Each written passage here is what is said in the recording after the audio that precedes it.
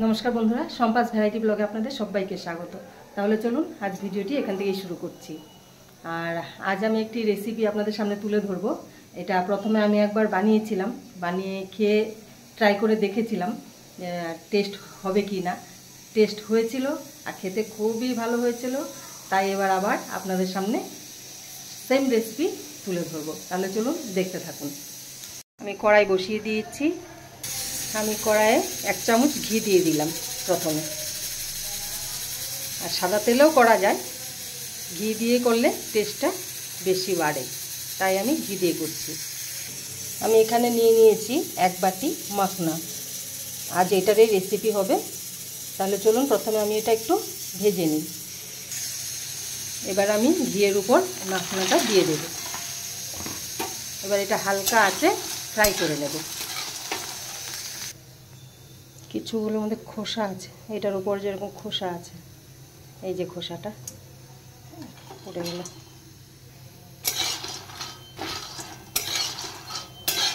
ভাজা হয়ে গেছে, এবার আমি এটা নামিয়ে দেব। এবার আমি এটা 1 চামচ ঘি দিয়ে দেব। এবার দিয়ে দিচ্ছি 7-8 কোয়া গোটা রসুন। এটা একটু ফ্রাই করে নেব।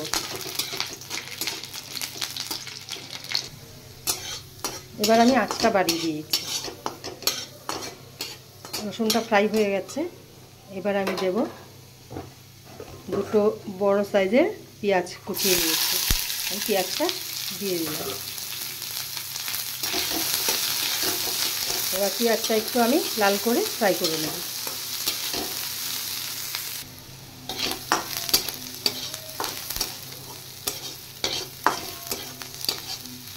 পেঁয়াজটা ফ্রাই হয়ে গেছে, আর বেশি ফ্রাই করব না।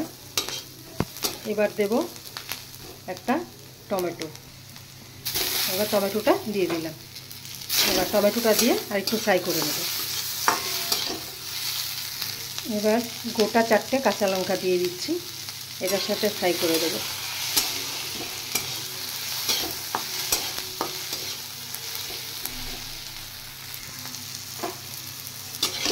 হালকা ফ্রাই হয়ে গেছে। এবার এটা আমি নামিয়ে মিক্সিতে পেস্ট করে নেব। এখানে আমি ফ্রাই করা পেঁয়াজ, টমেটো, রসুন, কাঁচা লঙ্কা এটা সবগুলো মিলিয়ে একটা পেস্ট তৈরি করে নিয়েছি। এবার কড়াইয়ে আমি 1 চামচ ঘি দিয়ে দিচ্ছি।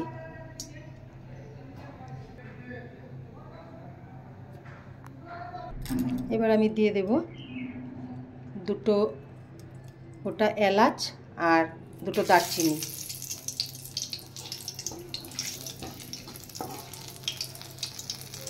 এবার দেব শুকনো লঙ্কা আর তেজপাতা।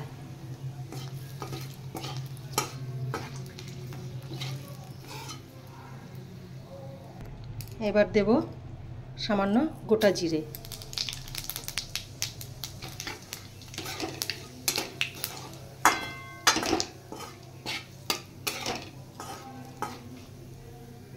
এবার দেব এখানে আমি 2 চামচ জিরের গুঁড়ো আর 1 চামচ শুকনো লঙ্কার গুঁড়ো।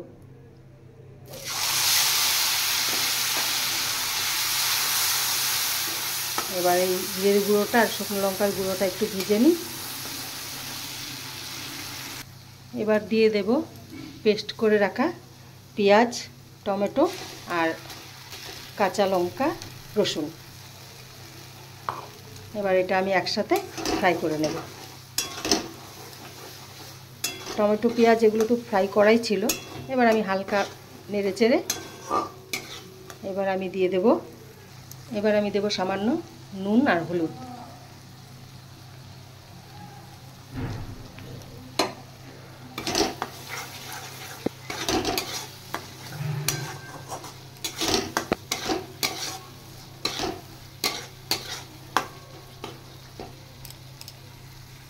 এবার আমি দেব এখানে আমি বয়েল করে রেখেছি মুসুর ডাল আর তরকার ডাল একসাথে।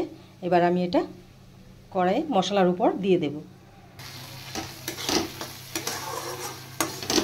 আর ডালটা যখন আমি বয়েল করেছি তার সাথে আমি নুন দিয়ে করেছি, এই জন্যই এখন নুনটা একটু কম দিয়েছি।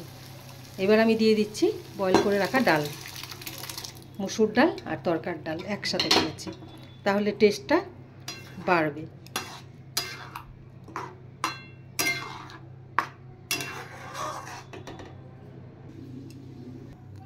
এবার আমি দিয়ে দেব ভেজে রাখা মাখনা।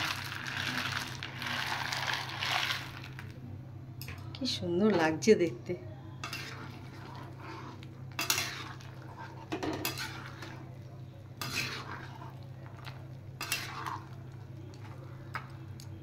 এবার এটা 10 মিনিট ফুটিয়ে নেব। এবার সামান্য চিনি দিয়ে দেব।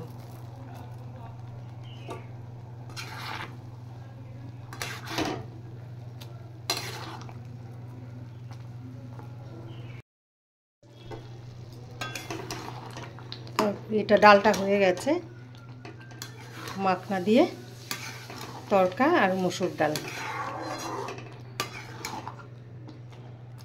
হয়ে গেছে। এবার আমি ডালের উপর 1 চামচ বাটার দিয়ে এবার আমি ঢেকে রেখে দেব।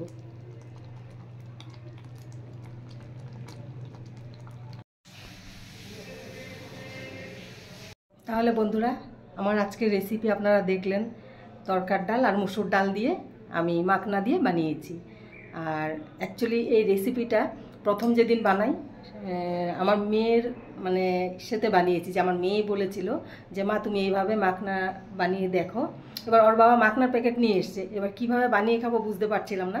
এবার মেয়ে বলছে মা তুমি এইভাবে এইভাবে করো তো। ঠিক আমি ওর মতো করে বানিয়েছি আর খেয়ে দেখেছি, হ্যাঁ খুবই ভালো হয়েছে, টেস্টও হয়েছে খেতে। তাই সেম প্রসেসেই আবার আজকে বানিয়েছি, আপনাদের সামনে তুলে ধরেছি। আর আপনারা কমেন্ট করে জানাবেন যে আমার আজকের এই রেসিপি আপনাদের কেমন লাগলো।